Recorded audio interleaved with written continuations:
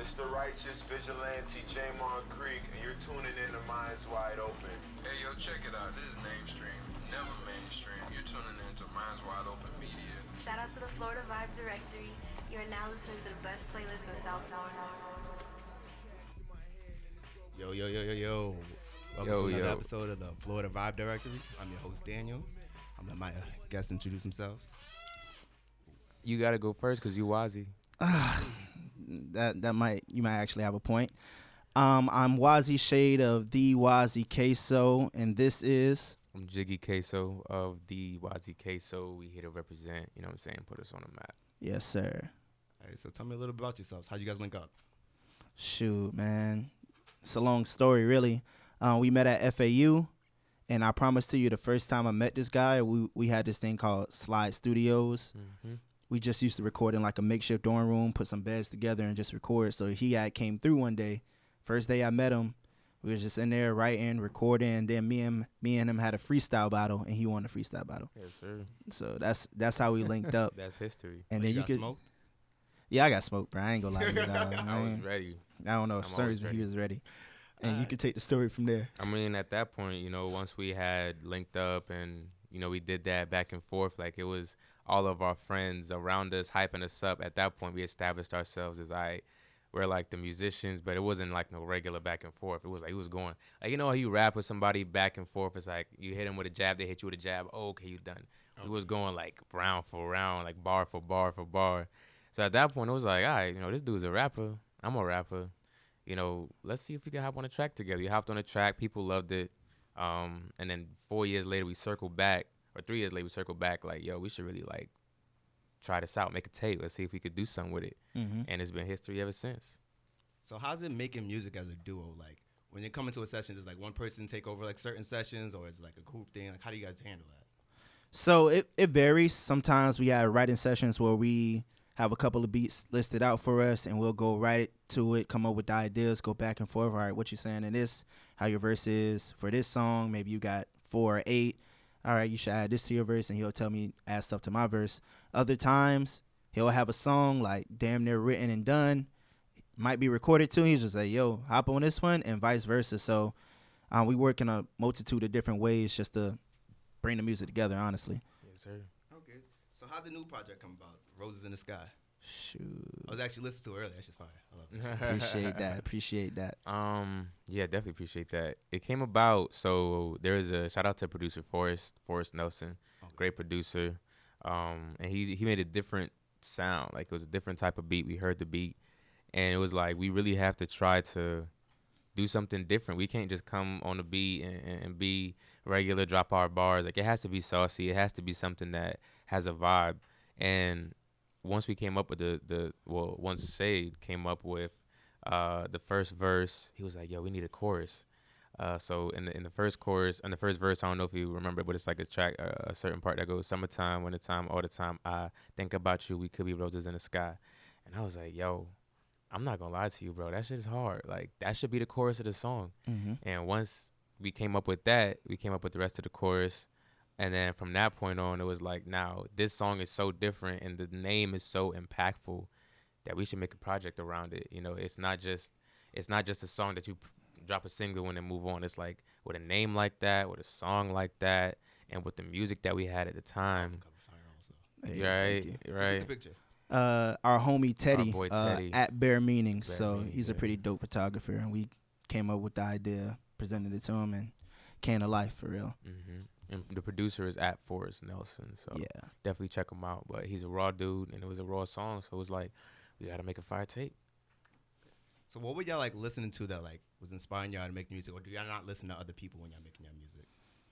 I listen to music all the time. I'm not one of those people like, we're making an album, we only got to focus on our sound. Mm-hmm. I like to be inspired. He likes to be inspired. So we may hear our project, or we may hear a single from different artists that we listen to, or we might just go back and listen to some classic shit.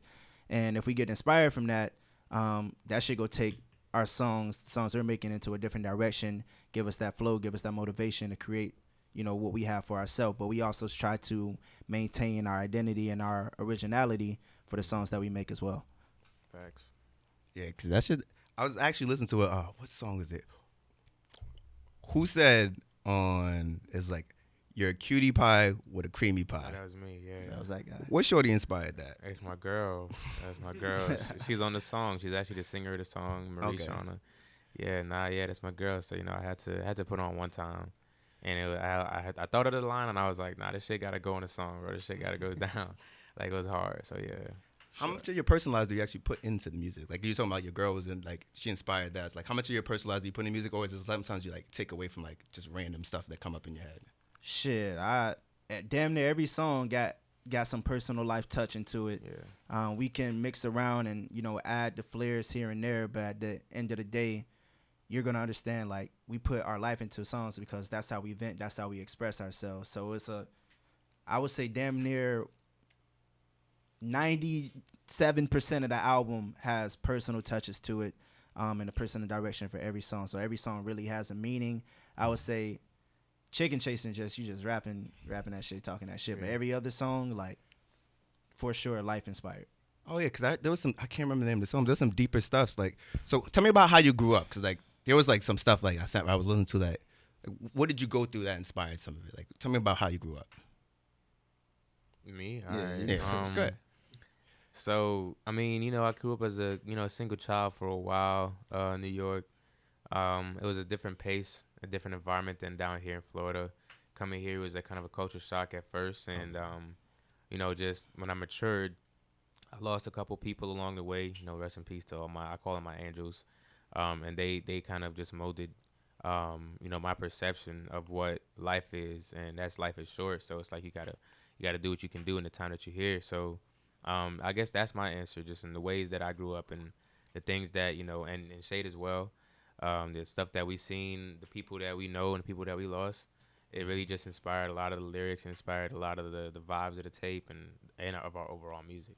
Yeah, for sure. And for me, I'm from Carol City, Miami, Florida, so that's where I was born and raised.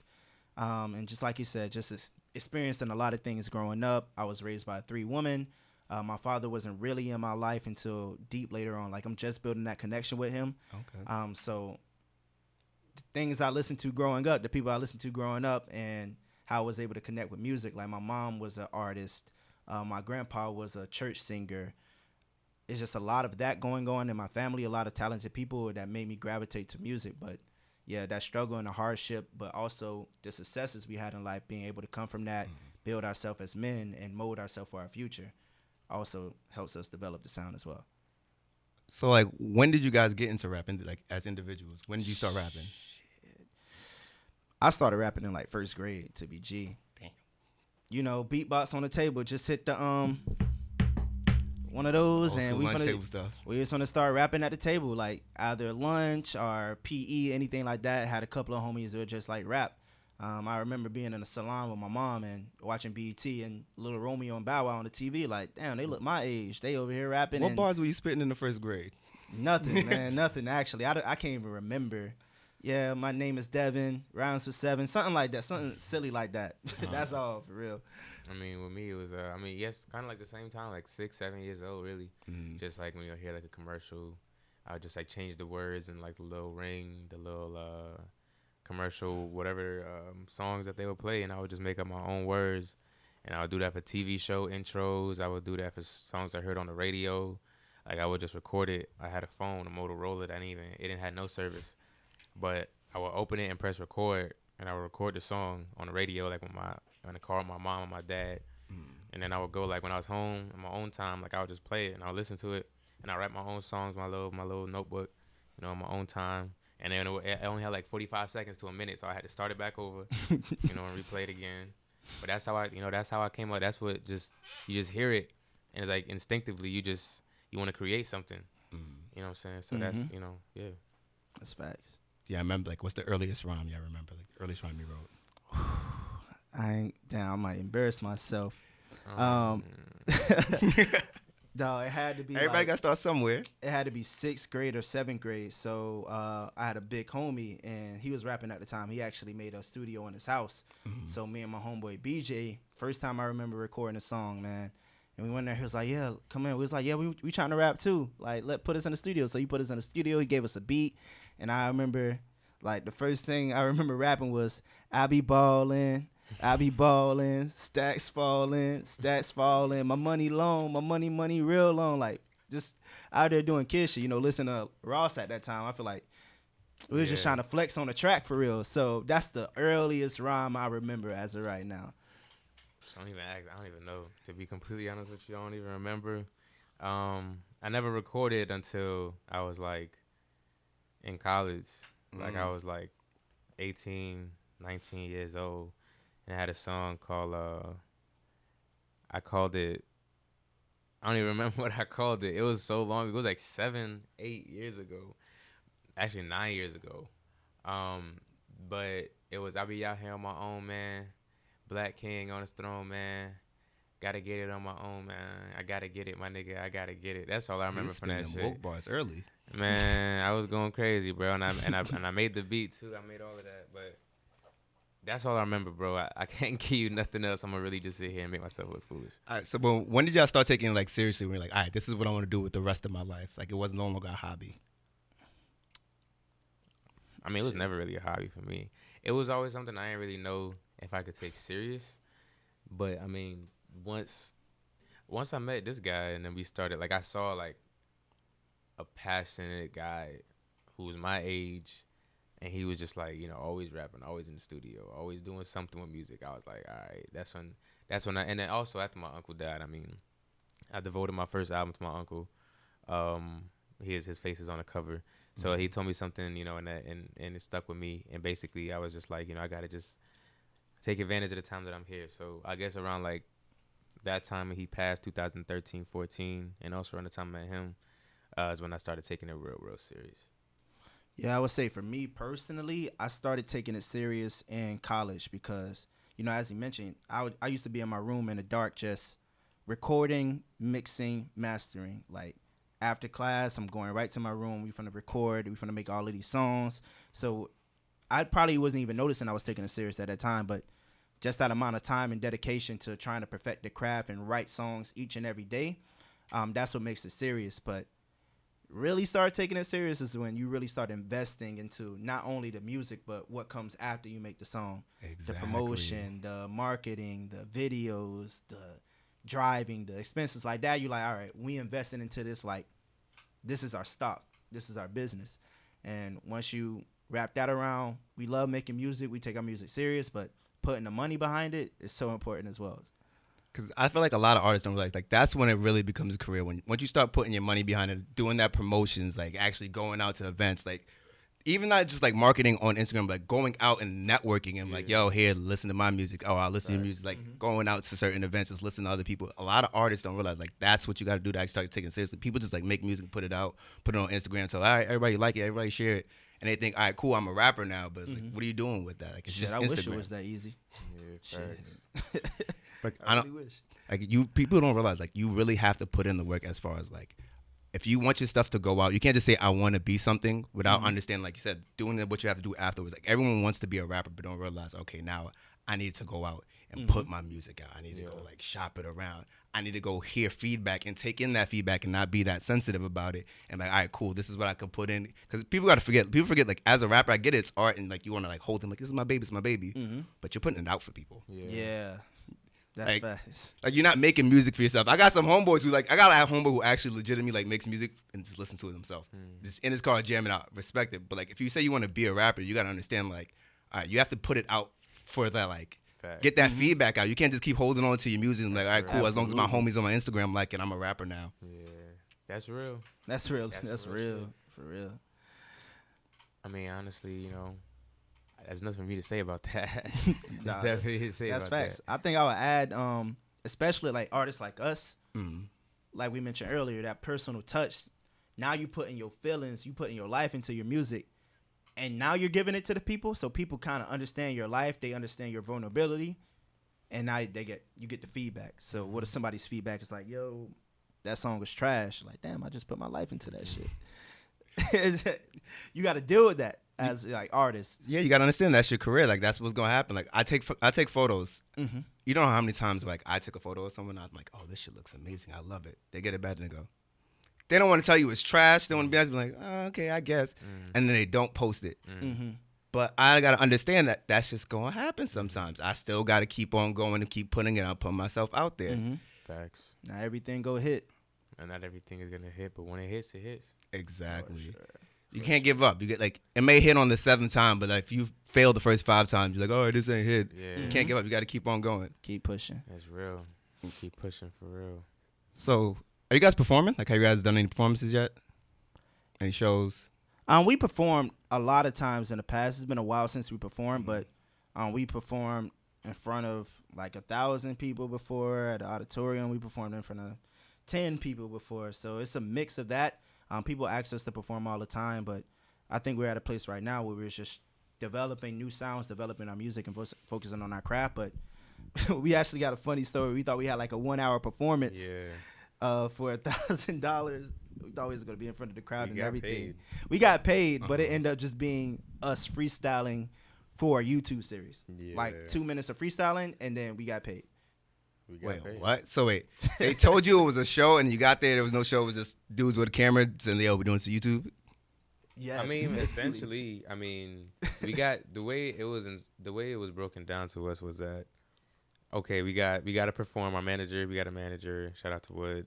He said, "Yo, we got an opportunity coming. They're gonna pay us $1,000, but they want us to perform a set." So we heard set, and it said you have up to 30 minutes. So we're like, "All right, bet we have up to 30 minutes to perform. We're gonna perform for 30 minutes." So we practiced. Like we linked up over and over and over again. Like we had songs in order. We got a mix of everything, and then we got there that day, and then we went to the school, and it was like I thought it was gonna be in the auditorium because that's what I thought we were told it was gonna be in the auditorium on the stage, and then I walked into the auditorium, and it was pitch black, and there's nobody in there. The doors were kind of like locked, and I found my way inside. Creepiest situation ever. And then I was like, okay. So I found him, and then we walked upstairs into this tiny ass room at FAU, and they had like this little makeshift stage, and they were just like, yeah, so you can perform for as long as you want. We're making a documentary about hip hop, so however long you want to perform, you can perform. We're gonna chop it up. So we're just like, fuck it. We just performed like one song and then got out of there. Yeah. Who was doing this? Was like students? Yeah, it was like the radio. I don't know, some shit like that. Yeah, it was a funny situation, especially since we really practiced for the performance, and at the end of the day, we just end up freestyling for like 30 seconds each and leaving, like legit just leaving. And got out of there. It was heartbreaking because we were ready. We were so ready. We was hyped. So tell me about actually a good experience of performing at least, because that just sounded sad. Like it did set y'all up. No, we had a couple good ones. No, we had some great ones. I can remember one time at FAU. It was one of those like 500 plus people. And when we perform, we like to come out. Of course, we're going to introduce ourselves, but we want people to get their booze out. So we'll come out black. We understand, we come out here, we say our name, but the first thing we want y'all to do is boo us as loud as y'all can. So we say 1, 2, 3, everybody boos. Now we're like, nah, we need a louder boo. Everybody boos, get that out the way. All right, these guys are kind of funny. Like, whatever. And then we'll probably like do a acapella, letting them know we could rap, and then we dive into the songs, and halfway through our set, people rocking with us, screaming, clapping, everything like that. So it's been some great reception for like the work we done on the stage for sure. Yeah, one of my favorites was, I have two favorites. So there was one event, I forgot exactly what it was, but we had all white on or something. We hosted too, by the way. Well, okay, yeah, I know what you're talking about. I'm sorry, that's not it. That's not it. It was we had the white lights on us. It was a white spotlight, and we performed "Can't Believe It." So that one was fire because we had like a kind of agreement or something production with the lighting crew, so they were able to shut down all the lights in the auditorium and just put 2 spotlights on us while we performed, and it was black, pitch black, and it was just the light was only on us. Yeah, it looked amazing. Just it was rocking, and then people were like recording us on Instagram and stuff. So we felt cool. And then the next one, Desi Banks, the Instagram comedian or whatever. Yeah. He came to FAU. He had a great performance, and then he asked like, "Oh, is there anybody who performs or raps or has talent?" Of course, people started screaming our name, so we got on stage. And he busted out some freestyles, and he fucked with us. He clapped us up, and then Ball Greasy. No, not Ball Greasy. Sam Sam Sneak. Sneak was there. Rick Ross's official DJ. He was out there. He clapped us up, said that we did our thing. You know, we get love. You know, when you just do stuff like that, people walk up to you, people show love. Yeah, so it was dope. It was real dope. What's it like performing in front of people and like they like really rocking with you? Because I'm a photographer, I get no type of love. So sometimes I like, I wish I was an artist. Like y'all up there, like what is it like getting that type of love? Like they're rocking with your art, like people singing your songs back to you. That shit beautiful. Just the reception that people, cause you gotta remember, it's a lot of people out there that haven't heard your music as of yet, especially as up and coming artists. So they see a lot of rappers, a lot of artists perform, and they come on that stage bullshitting. They songs not hitting, Mumbling. so they already probably had that negative connotation attached to rappers trying to come up. So they're like, these guys ain't gonna be so good. But when we start getting into our music, they see the passion, they see us sweating, they see us running around hyping up the crowd. That reception back when they start cheering and at the end of the set, they like one more song or they clapping us up and they want to run with us on that type of vibe. It's like, yeah, that's the best feeling ever because people love your work. Cause it sound like y'all. Oh, sorry. Go ahead. No, go ahead. Cause it sound like y'all put effort into. Like I said, I talked to like the lighting guy to make sure the spotlight. So y'all put effort into your performances. Like a lot of people don't do that. You see a lot of artists like they just play the track and sing every third word or something like that. Y'all sound like y'all put like actual effort into your performances. Not for sure. That's what it's about. Yeah, I mean, it's an opportunity to. I mean, it's an opportunity to take what you put on in a studio, and it's cool to do it in the studio, but when you get to like be in front of people and show them like this is how I feel about the track, you know, and even at our album release party, like we got to kind of talk about certain tracks and introduce them before or after, you know, we got to talk about what the track meant to us, and it's like it's a different feeling, you know, so I rock with it a lot more. How much do you, I'm gonna phrase this question. Do you care if the people fully understand your music? Like, what if, like, do you care if they just fuck with the sound in them, like the sonically, or do you want them like, all right, I want you to understand every single bar, feel every single thing? Like, how much do you care about that? I don't care about it too much. The one thing I care about personally is if I put a clever ass bar in a song and nobody catch that shit, I'd be like, dog, what? You hear this, but you don't hear that. I'd be like, and I want to tell them, like, hey, I put that bar in the song, but I'm not going to be that type of artist. I just hope they listen again and catch the bar eventually. So that's me right there. Like, how you be feeling? I'm sorry, what was the question? I've been smoking. I was listening. I got so caught up in his answer. What was the question? Same thing, man. You just got me. I was listening to his answer so much. Shit, I'm the sober one in the room. So he was talking about, do you care about how people? Oh, how much people? There you go. That's hilarious. That's all you need. Thank you. You need one sober nigga in the room, man. Yeah. So I don't care, honestly. If they like the song, they like it. You seem too fly for that. You like, I don't give a fuck. I'm just gonna put it out. If you like it, you like it. I mean, yeah, because honestly, like, you know, you're gonna, even as a photographer, you know, you're gonna make something, and you're gonna fuck with something. Like, even if you take a picture and it's fire, and they fuck with like how they look, but you're like, yo, look how the background looks, or yo, look how the color looks, look at the sky, and they're not appreciating that. Like, they're fixated on, you know, their look or whatever. So there's always gonna be certain things you want people to like kind of focus on, but that's what art is. It's so subjective that you can't be mad if they miss it. You can't be mad if they hear it and don't appreciate it, you know? Like, my biggest fear is if I mention something to somebody like, yo, I put that bar in that song, and they're like, oh yeah, I heard that. And I'm just like, so you didn't fucking, like, your mind didn't blow up when you heard that shit? And they're just, you know, like, I don't want to be that guy. So if they call me and they fuck with it, it's like, bet. And if not, then keep it pushing, you know? But I mean, it's always a good enough reception to never really crab over it. Do you try to make music, like, because I know some artists are like, all right, they make music like, all right, this is me music, and then I'm gonna make music like the people are gonna like. I'm gonna go with the today's sound. Do you feel like you guys do that, or is everything just like whatever you want to make, whatever comes to mind? I feel you. I mean, I'm a vibe guy, so I go with whatever. Like, if I hear a beat and it sounds like some Gunna, Young Thug, NBA Youngboy shit, I'm gonna make it. If it sounds like some Biggie, Tupac, you know, RZA, fucking Wu-Tang shit, I'm gonna make it. You know, it's like, if it's hard, it's hard. If it's good music, it's good music. And just because I make it and it might not fit the sound of a certain tape or a certain song I'm trying to do now, yeah, it might come back like a year from now. Like Mm-hmm. me and Shade have found dumb beats where it's like we came back to the beat, and it's like this sound probably we had Roses in the Sky for like 2 years. Yeah. You know what I'm That's saying? facts. And it's like even though we made it because we knew people would like it, we also made it because that's like the kind of shit that like when we heard it, we're like, yeah, we got to write to this. So it just happened to meet that criteria, but at the same time, I mean, you make it, you think people will like it, but you got to put it out if you like it, regardless of if they'll fuck with it or not. But I personally put out shit just because I feel like, yeah, I know people will like this shit. Me personally. Personally, I'm more of a stubborn type. So people, they'll call or talk to us and be like, yo, y'all gotta make something Afro beat.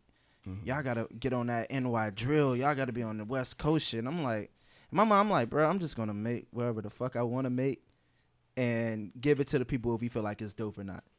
You know, I could hear like a drill beat and, you know, try to do a freestyle on it. But if I'm not feeling that shit, I'm not going to force myself to make a song. I can't force myself to create. It got to come naturally. And that's what I feel like is going to be the best sound possible when it comes naturally. Yep. So that's how I be feeling about it. He knows like some beats, like even some songs on the album, like it was a challenge for me because I don't usually write in a pocket like that. But I wanted to do it. I wanted to create to it. I wanted to have more fun or express myself in a different way or flow within a different pocket. So, I mean, I feel like that answers the question pretty much.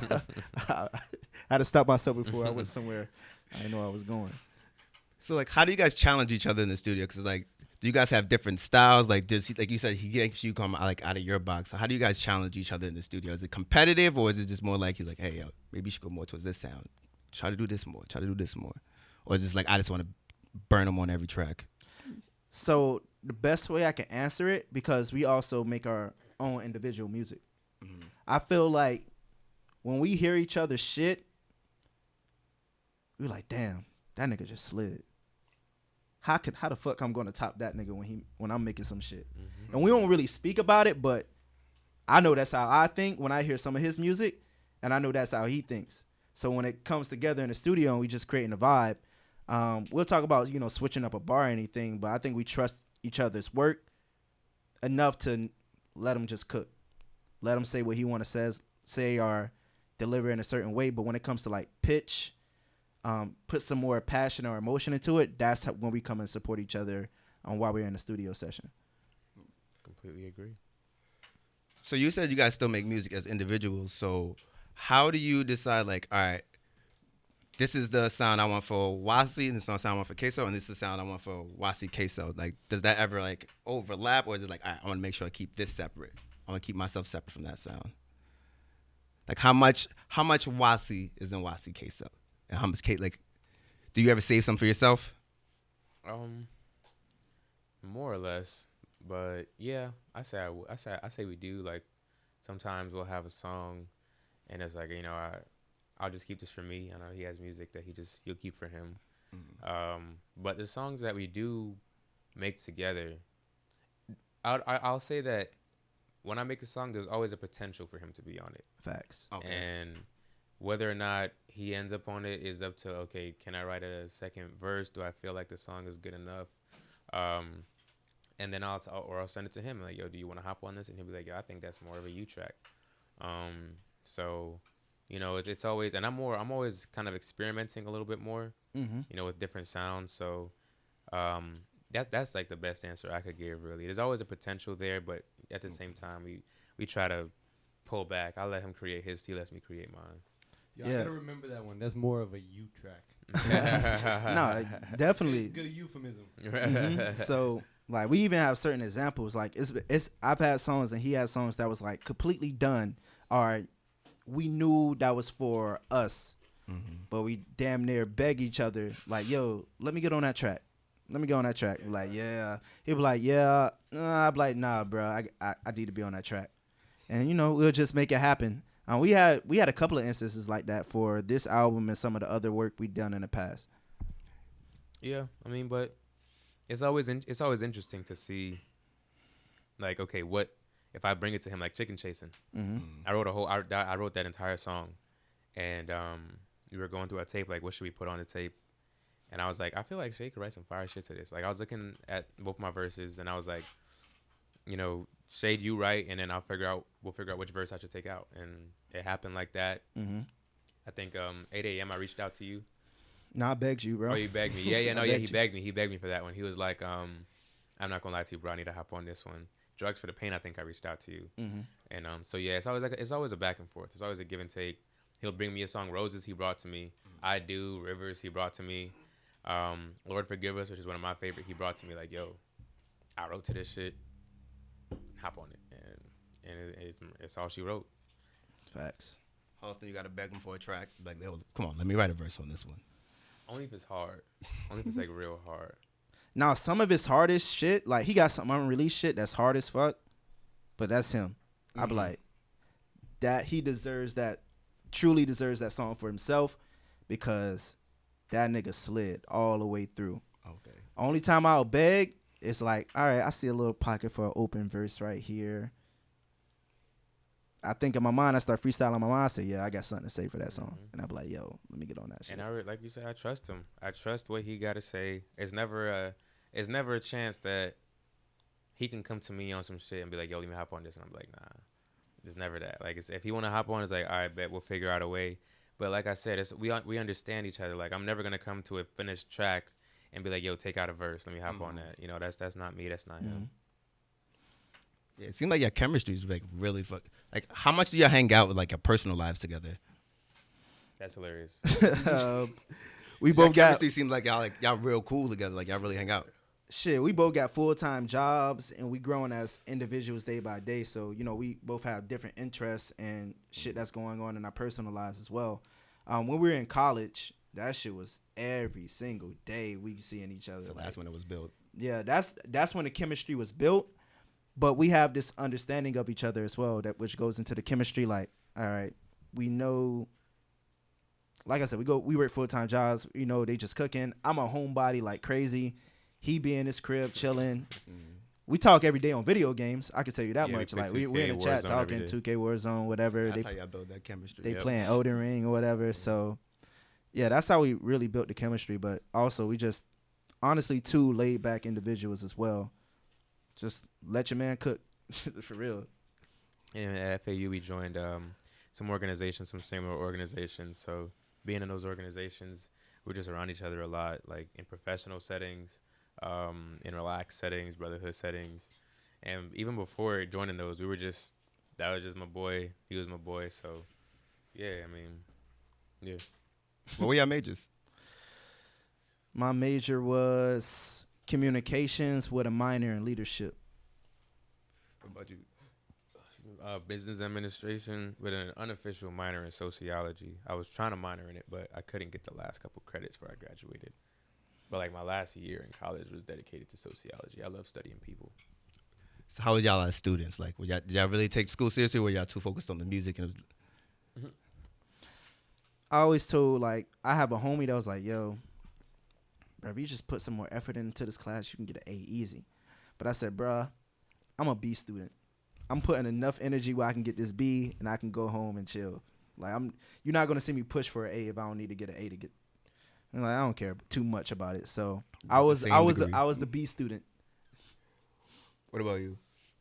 Honestly, if you want me to be legit, I got kicked out of FAU when I first got there. How? I didn't give a fuck. All I did was smoke, play basketball, write music, and yeah, I was the worst model student ever. But you know, I came back and I tightened up, but I just found a system, an organization. Truthfully, I hate school. I hate studying. I hate standardized testing. But that's a conversation for another day. Now we can talk about it.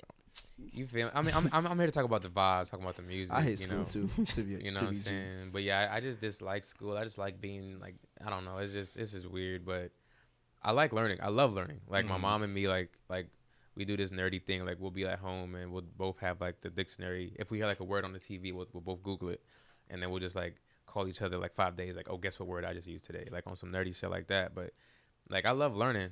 I just hate learning in school system. You know what I'm saying? That's so facts. I hate school.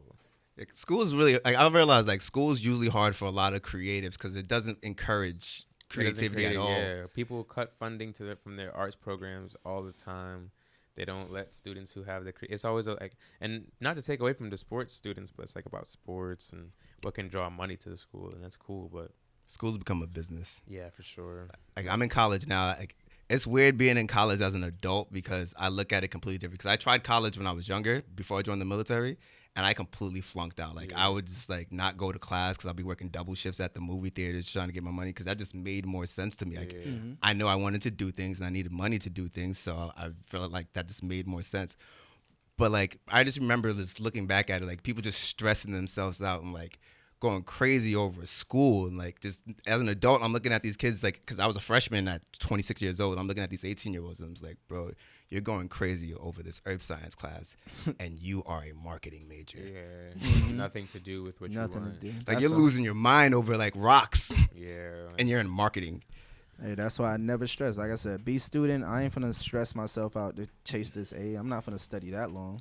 I'm smart enough to remember what I need for a test.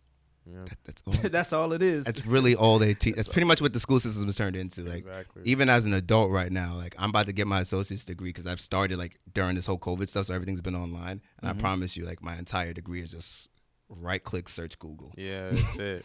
And it's crazy because like I literally find the entire test like Online. first Every time. the first link on Google, the entire test is word for word verbatim. It's so like I lazy. never understood why it's like, oh okay. Because when I got out the military, I tried to go like because I used to do marketing in the military also. So when I got out, I tried to go straight into working. 'Cause I'm like, I had this experience. They're like, you need a degree. And I was like, what? And I get into school and like I can literally just Google my Google entire everything. degree. So what's the point? Like you're just wasting time at that point. Exactly. It's You're all a wasting power 4 years of system. your life. It's all a power system, business system. Because you don't need a degree for Half the shit that you. not even more than half. 95% of the shit that you do. I know too many people with degrees and not even working in something like that has to do with their degree. Yeah, I know a couple dudes. One of my boys, he never took accounting ever. His business major, and he got an opportunity to interview at some kind of business for an accounting position, and he got it. And he's been working there for like 2 years just because they trained him on the job. So That's it's what like, they always do anyway. and then in the qualifications it says though you need like 2 years of this and you need to know all these different programs, but he's walking proof that you don't need to know any of that, and he's been working there for 2 years. You just need to know someone that's willing to give you an opportunity. Exactly. Like people don't understand the most important thing in life, and like just tie it Know back into the somebody. music and everything is networking. Yeah. Like it's about who you know. Yeah. Like that's where the opportunities come from. People like to play too cool. Like I don't know, I don't need to go say hi to this person. I'm just gonna be flying over. Like nah, like that network is what's gonna really save you. Like Facts. your Instagram followers are people you already know. That's not gonna get you nowhere. Your homeboys and your family is not gonna get you nowhere. Yeah. But that network, people don't really use that network at all. Facts. Facts. That's definitely true. 100%. You gotta use the people you know, make them work for you. Damn, I don't know why I kept smoking that blunt. It's crazy. How we doing on time, Luke? Sorry. You're about 35 minutes. Actually, you want to pull up some of their music? Yeah, I do. Who's naked? You was thinking about them nachos, boy. It's funny how beforehand he was like, I'm not going to eat on the podcast. I told you, you're going to keep smoking the blunt and you're going to end up doing it. Oh, y'all want to introduce the song? Let me check.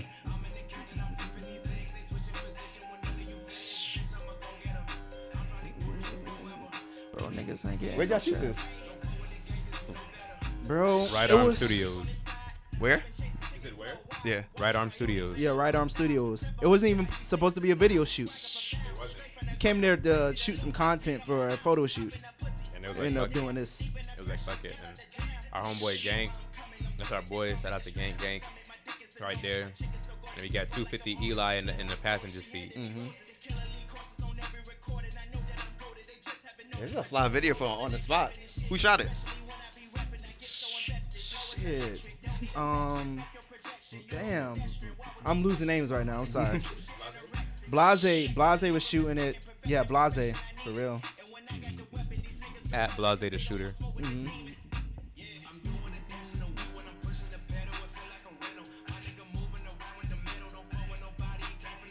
Fuck what nobody ain't never say. Stepping on red and it's TV and yellow. So this is the song where y'all were like, yeah, you didn't put your soul in this one. You just rapping your ass off on this one. Nah, there's some soul in there. But we finna talk our shit on this one, for real.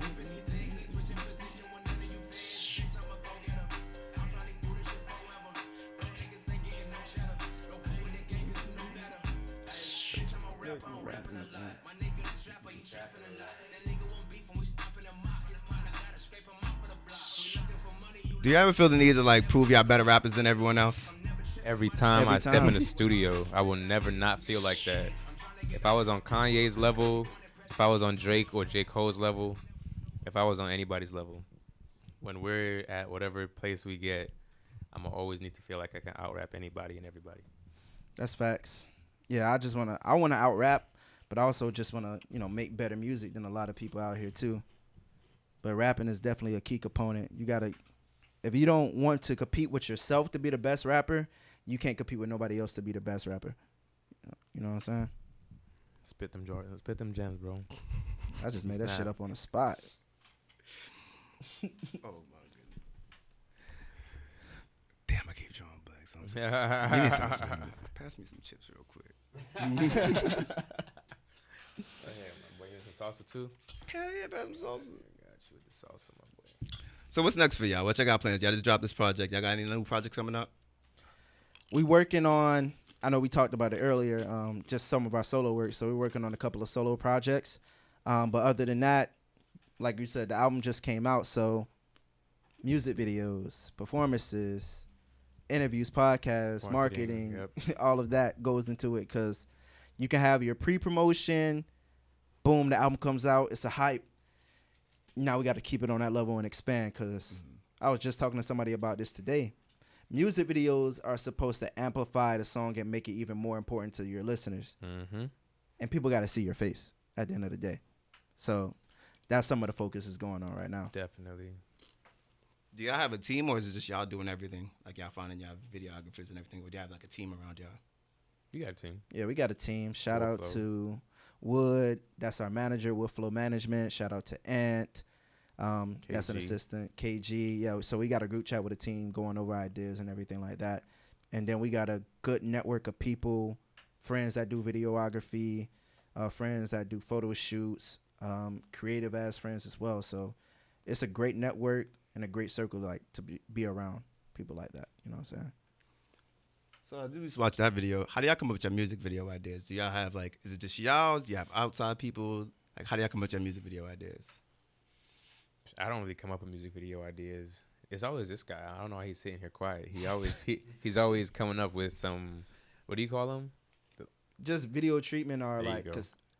conceptualizations. I had to say that word slow.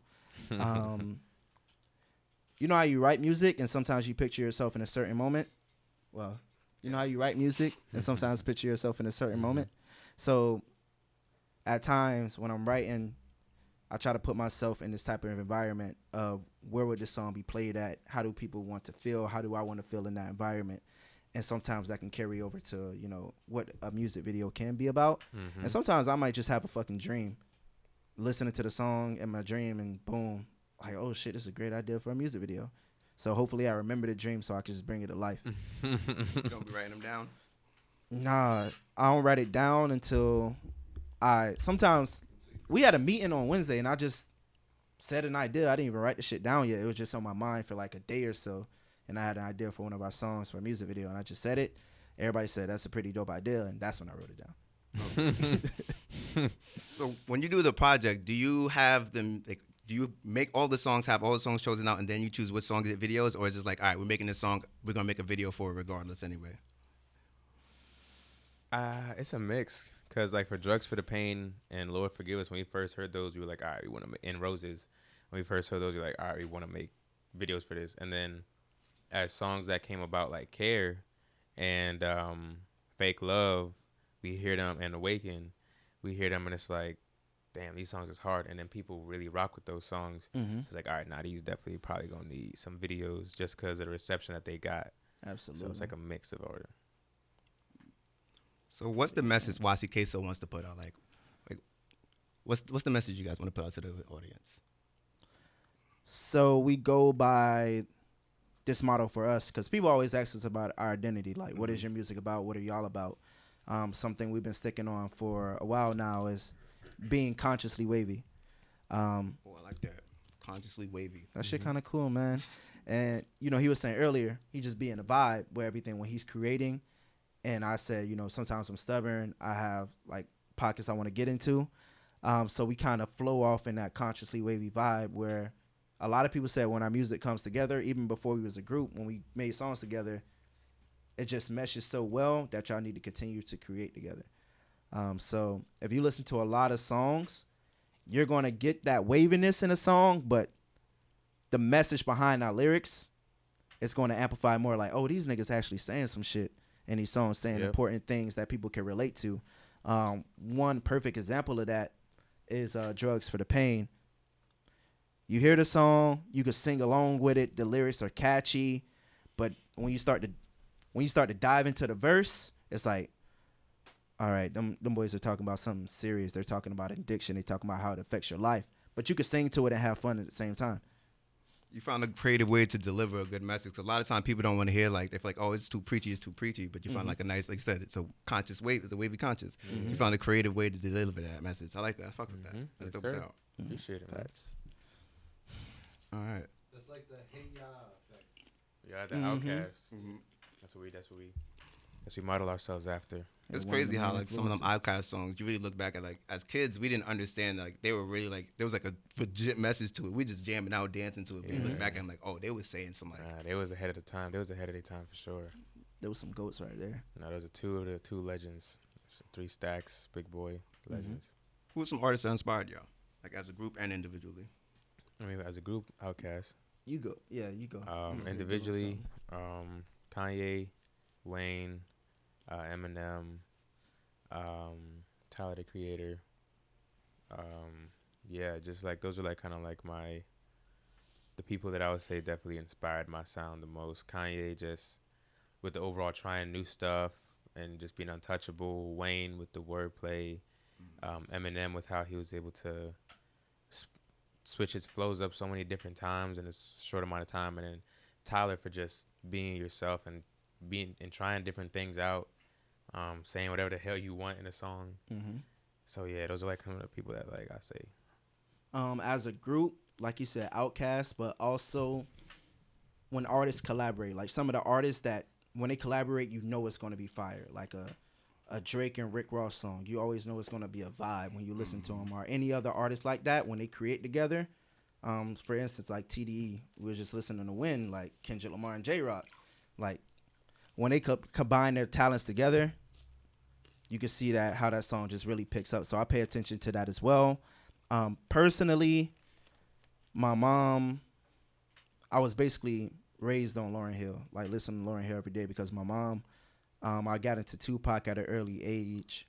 Rick Ross, Wayne, Kanye, J. Cole, Kendrick. I'm missing somebody? I'm typically say. You asking him who inspired you? Because we talk about things like this all the time. I'm going to just rock out with those names, yeah, for sure. T.I. and Jeezy, too. Who y'all listen to when y'all first started rapping? Like, I listen to like a lot of reggae. My parents are Jamaican, so like a lot of Beanie Man, Elephant Man, but also a lot of singers like Tanya Stevens, Sanchez. That's why I listen to I try to make a lot of different vibes just because I grew up on something different. So when I was writing the music, I was listening to something completely different. So I had a different take on it. So I say I like a lot of like old school reggae when I first started. My house is filled with Lil Wayne. My older cousin and my older brother, Lil Wayne was day in, day out in that house. Rick Ross, when he came out, was day in, day out. It was a lot of trap, lyrical influence music in my upbringing besides driving with my mom and listening to Lauryn Hill. So that'll be my answer. all right. So before we close out, I'm gonna ask you one cliche question. Who's your top 5? Dead and alive? Dead or alive? Dead or alive? Matter of fact, I don't want to hear cliche answers. Alive. I'm tired of hearing Tupac and Biggie. I can't even say. I was never gonna say Tupac or Biggie. Yeah, I so know. this He question was. never even bothered me. You got your top 5 ready? I'm over here thinking. I mean, I guess I got. It's pretty simple. No particular order. I got Ye, M, Wayne. For the last 2 spots, I gotta throw in Drake.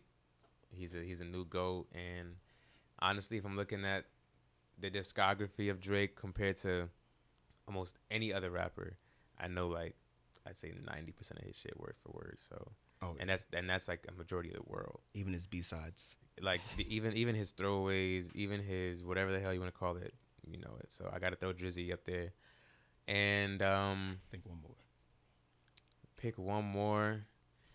I would have said, damn, this is a lot of pressure on this last one.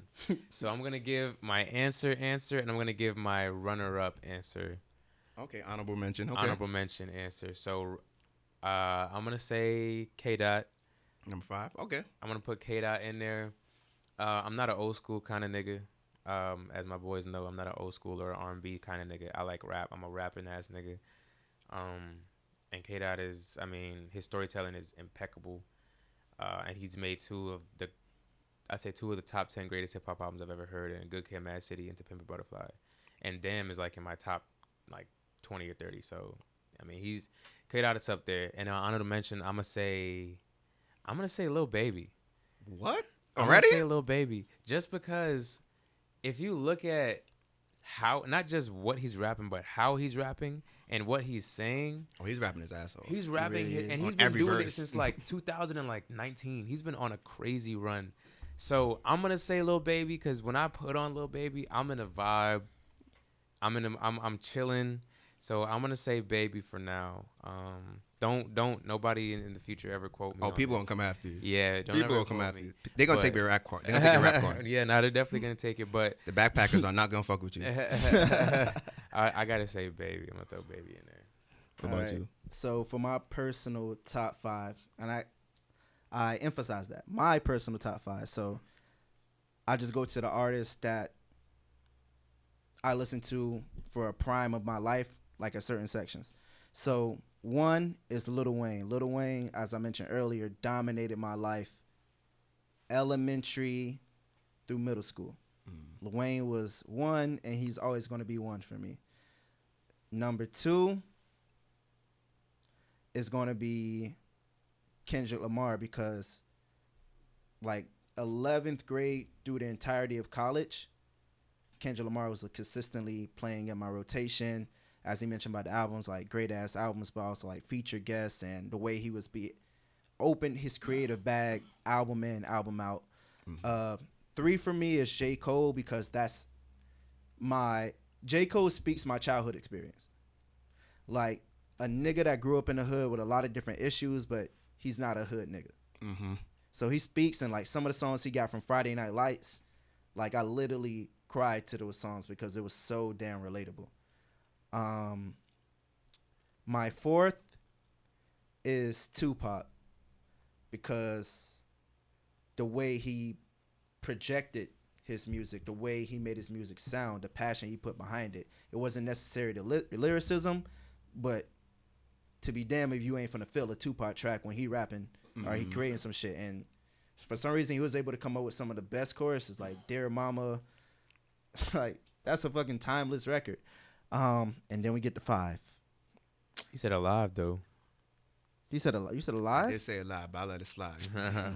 You never know, man. Tupac might still be alive. He in gave a Cuba. nice explanation about it, so I let it slide. I Yeah. fucks Still with be it. alive in Cuba. Shit. But if we taking out Pac, I would say Rick Ross is going to be 4. Miami Kid. I remember seeing Rick Ross drive right by my middle school as we playing basketball outside. I remember people passing me his Port of Miami tape when he was really on the come up and grinding, like not his Port of Miami, but his mixtape right before Port of Miami. Yeah. Because we grew up in Carol City. So I remember that, seeing how he came up, the consistent production on album in, album out, what he does, what he says on tracks, Devil in a New Dress verse, like Rick Ross can be 4 for sure. And who would be 5? Damn. Give me one moment here. My 5th ain't too much bass on it, but I'm gonna say Absol. Control System. Control System, that album alone, what he was able to do, like, was truly amazing. Like, that's a lyricist, and the way he was able, once again, to like deliver his messages and songs and create a certain type of vibe, but you're still gonna understand what he's saying.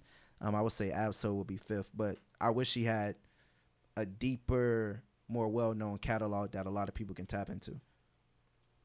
Yeah, Absol kind of that's an interesting answer. I never would have thought someone would have said Absol. Yeah, that's the name that kept on ringing in my mind for 5. Did no one say Jay-Z? Is that just my New York bias?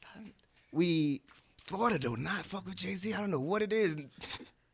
Music regional. I mean, I know Jay-Z is a national brand, but what people would say is Lil Wayne is like the Jay-Z of the South. When you come to the South, Lil Wayne dominates the South. So especially like, all right, we listen to Wayne, we listen to this certain type of music.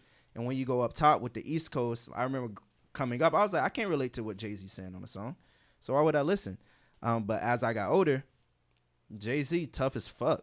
Like, that's why I said my personal top 5. But if I'm being like completely honest, we all know Jay-Z is one.